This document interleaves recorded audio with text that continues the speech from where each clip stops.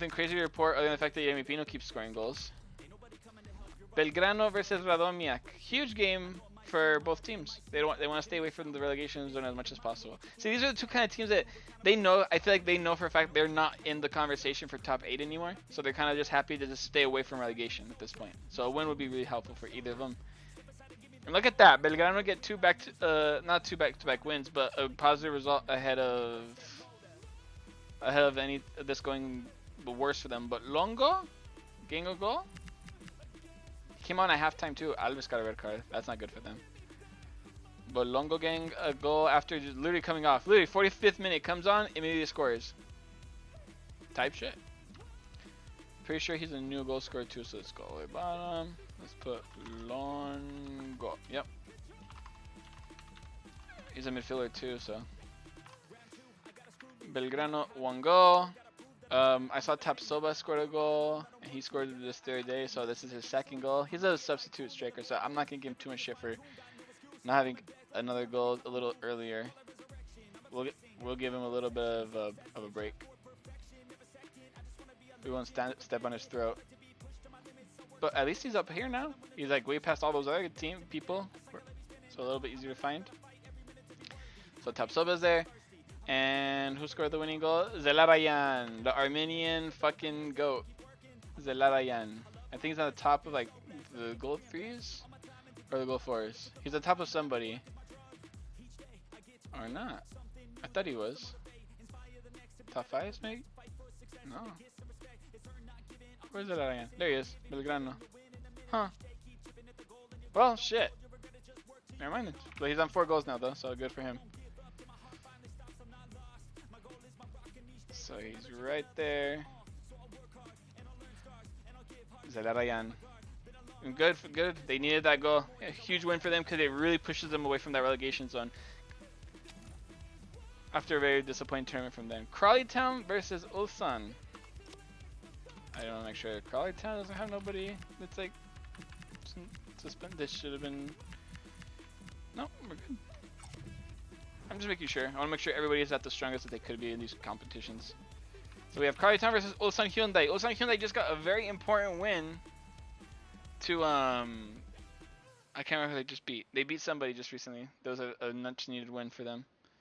Middlesbrough. They beat Middlesbrough, which is huge for them. So let's see if they can get back-to-back wins. They can. They can. Good for them. Watson scores again, by the way. Dong Kyung scores again. So I'm pretty sure Dong Kyung, I just put him down, didn't I? Yeah, there he is. Not 5 goals? Yep. Move you all the way up here. Then push you guys down. Dong Kyung is now a part of the 5-goal squad. And then Watson scored a goal too, so that puts him in the 6-goal squad. It's going pretty crucial for his team. There you go. Now Watson goes right here. And who scored the winning goal? Was it Carriello? I have no idea where he's at, by the way. I don't know how to look for him right now. He's definitely not 7. Yeah, he's probably like at 3 maybe. Carriello. Yeah, I'm not looking for that. Carriello. I'm gonna say he's at 3 goals. 4 goals. Oh, not that bad. That could have been worse. So Carriello is now at 5 goals, along with his compatriot Dong Kyung. Do you think he like actually speaks Korean? Do you think he's actually in Korea, like fucking speaking the language? Or do you think he's just kind of like just doing his own thing because they're paying him a lot of money to be over there? No idea. Huge win though. Huge win for Ulsan. Back-to-back wins too. So that's 6 points out of 6 points. So fair play. Rayo versus Middlesbrough. This is a huge game, and Ghent are looking at this. They're kind of hoping that Middlesbrough can get something out of this. Whether they can or not is up to this team. Let's see what happens though. And there you go. See, I'm telling you, it's such a bipolar shit. They lose to Ulsan, who are considerably worse than Rayo Vallecano, and they beat Rayo Vallecano. Yeah, there was no like red cards or anything to make you think otherwise. I've never seen that name though. Hackney. Let's put you under the list of goal scorers now. Hackney from Middlesbrough. He scored his first goal. And I saw Bergzorg also scored his goal. I'm pretty sure he's only scored one. Bergzorg. Or maybe he's on 2. He could be at 2, to be honest. Bergzorg. There he is. I just saw him. No, he was at 1. Now he's at 2. And he's playing as a backup striker right now. He's probably not even playing in his best position. So he came on and he scored a very important goal. They're gonna win the game regardless 1-0. But you never know. Like maybe that second goal, him coming in, really made it to where like everyone's like, oh, okay, like we can calm down now, not freak us out. Chengdu versus Alaves. What are we about to see here? Can Alaves beat Chengdu? I'm kind of hoping they can. I think they can do it. And they fucking can! What a win! 3-1? Huge win for them. Huge win. Guridi gets on the score sheet for the first time in a while. I think he's definitely got 1 goal. Yeah, there he is. Guridi. 2 goals now for the guy. Surprised it took him so long to get on the score sheet, but he's here now, at least. Better late than never. Because look at how low he was, bro. Like, he was like down in the gutters with the rest of these other fodder. But now he's in the 2-goal club, so it's kind of like not as bad. So Guridi does make it in. I'm pretty sure I saw Alenia scoring a goal. Yeah, Alenia scored a goal. But first Felipe. Felipe scored another goal for himself. Wherever the fuck he is. There he is, Felipe. He's at 9 goals, which puts him ahead of even like some Mateta. Again, Mateta, you're getting passed by everybody, bro. You're a Premier League striker for fuck's sake. May at this point put Uche as a striker. Or Brandon Johnson. So Felipe scores his goal. Alenia, I think he's like at 3 goals. Ibanez also scored a goal, by the way. But oh, look at that. I gotta put Alenia first. So 4 for Alenia. And then 4 for Ibanez. Both Alaves men scoring to get the victory to Alaves. And then a very important victory because again it puts them a little bit further away from whoever's in 9th at the moment. But just for the moment, because any minute now we're about to start seeing fucking what happens between there we go. Zaragoza. They were the team that were in 9th. Can they do something against Crystal Palace? They're not in 9th anymore, but they were, so like they're kind of close there. So can Crystal Palace beat Zaragoza?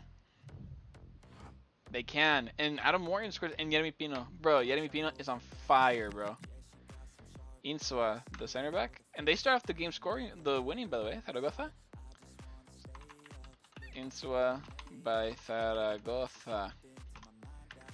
Look how many like new scores we have right now. We have 190 scores. Crazy. Yeremy Pino. Oh, we might as well put Adam Morton too. Adam Morton, and he gets the winner, by the way, for Crystal Palace. Probably a long shot away, so good for him. So 191 goal scorers. And 17 goals. 3-goal difference between first and second and goal scorers, by the way. It's kind of huge. And pause. Oh, I love the song. Energy versus Malaga. Engelstad, you need to score goals, bro. Sigersi's been like the guy who's like pulling the strings so far for these guys. So let's see if anything can happen from here. A tie, not what they want, but Engelhardt did get his goal. But it's probably not like they probably want a little bit more from the guy. But at least now he's on 7 goals along with Sigersi. So let's put him up there with his compatriot. He's a striker, so he should be the one who's scoring all these goals. So let's put him right there alongside him. And Chupa, which again, crazy name. If you know Spanish, you know why. There's Chupe, or that's worse. Chupe is worse. He's on his 4th goal now. Look at that. But he overtakes people like he overtakes people like Sene and Williams. So good for him. But it's a tie ultimately. I think Malaga will be happy with that. Energy, not so much. They're trying to get out of their fucking relegation scrap. Austin, is their player back away from suspension now? He should be. Yep, there he is. Sabovic. So Sabovic is back in for this guy, Pereira. Okay, he's back in the squad. Will that help them out? They should win this game. In all reality, they should be winning this game. And it's a tie. It was when he gets on the score sheet of 79th minute, the Zakir comes on and he immediately scores a goal. He's a new goal scorer, by the way. Eli scores a goal for the first time in a while. 2 goals for Uzuni, by the way. 2 goals for Uzuni put him at a very strong 13 goals now. That jumps him ahead of Kang Hyun and Ismail Assar, who's been kind of on a non-goal scoring form at the moment. So Uzuni is tied with Alemão with 13 goals each. And for them, Eli and this new guy, Zakir. So we're just going to jump all the way down real quick and just put Zakir right away. Zakir. And we're going to have him at Metaloglobus. Came off the bench and scored a goal to give them the tie. A much needed tie too. So Eli is now at 4 goals too. So there we go. He needed to score a goal after a while. A tie though from another tie for Metalo. It just sucks. And Austin, again, disappointing, bro. The Texans are fucking it up right now, so ain't ideal. Again versus Randers. Kadri, will he be influential in this game once again? Him or Kanga? I keep saying Kadri. I'm not looking at the screen. I keep saying Kadri, but Kanga's also been really good. So Kadri does get on the goal script, and it's a tie. I'm looking at the scores more than I'm looking at the result. Huge result for Randers. Huge. Kanga did score, so Kanga and Kadri. 2 goals for Greve, by the way. He's their best player. Like, he is their most important player for Randers. Greve. Where's he at now? Look at that. With 2 goals, that puts him at 10. So good, bro. Like, it's like what he need. It's like what they need, a constant goal scoring. That's what he's doing. He's becoming that consistency. And thanks to him, they have a tie in this game. And it keeps them a little bit. It gives them a little bit more hope. They would have obviously wanted to win, but it's better than losing and making that goal difference worse. So Greve scores. Kanga, he scores again, so that puts him at 15, cutting the deficit between him and Yeremi Pino. I'll put Kanga right here. Or move you right here. All right. And then Kadri as well. Where the hell is Kadri? There he is. 8 goals now for the young Algerian. Good shit, good shit, good shit. Oh my god. Makes him surpass people like McGree, Fernandez, Davi Klaassen, and Huiban. So Kadri's up there now with some pretty upper echelon people. The only problem for them, for Ghent now, is that they lost Delorge. Delorge is now out with an injury. We don't know how bad it is, but he is out now. So next time I'll have to substitute Ito in for him. Groningen for Grimsby. Let's see how this one turns out. Groningen get a win, as they should. But, you know, and Taha with another goal.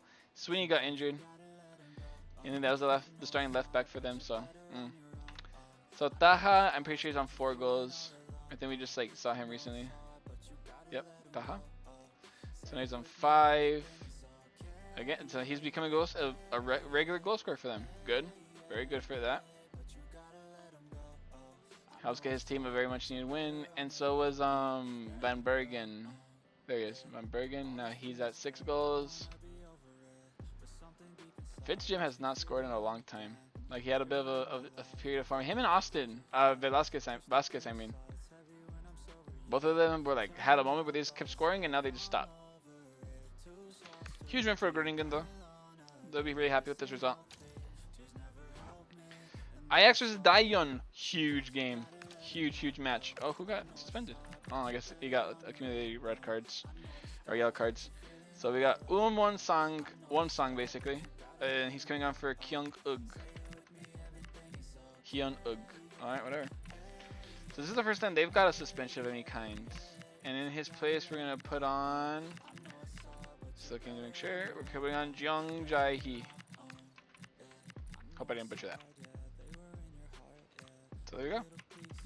So it's probably just a 1-game suspension, but he is suspended for a game. So let's put this in. Ajax, can they win now? Can they beat Daejeon to cement themselves a little bit ahead of them? Anyway, they can. And again, Gluch, bro. He's fucking scoring again, bro. It makes me so happy. Gluch. Where the fuck you are, Gluch? Gluch. He's not. Okay, there he is. 7. Now he's on 7 goals. And it's an important goal because it pushes them away from Daejeon. Daejeon are now further away from the top 2 right there. So Gluck gets that massive goal for his team. Daejeon will be disappointed, but it is what it is. Alright, we're on to the next match. Let's see how the table's looking right now for both teams. Crystal Palace still on top with a 10-point difference. Ajax are still in second with a 5-goal difference between them and third place Daejeon now. Rayo Vallecano are barely holding on. They're holding on for dear life by 3 points by ahead of Ghent. Ghent, Middlesbrough, Alaves, and Chengdu are all competing with each other, the top 8. And 9th place, Ulsan are trying desperate to get into that top 8. They really want to get in there somehow. With Groningen, Real Zaragoza doing good, Belgrano are doing better now. Radomiak got a win. I mean, they lost, or 2 losses, but the previous part I played, they did really good by getting 2 important victories to keep them in the conversation. Austin, mediocre, been really bad. And they're not that safe away from the relegation zone now. They're literally only 5 points away from relegation area, so they gotta do something about that. Malaga, same. They're probably worse off now with 1 point less than Austin. Randers are pushing up. They're trying to stay away from the relegation zone. They need a win to get away from it properly. Crawley Town are trying to hopefully get out of their position as well. But teams like Grimsby and Metal Globus are not in a good position. Energy is still in a good spot. 19 points is still pretty decent to try and catch up to Randers. So we'll see how that goes out for them.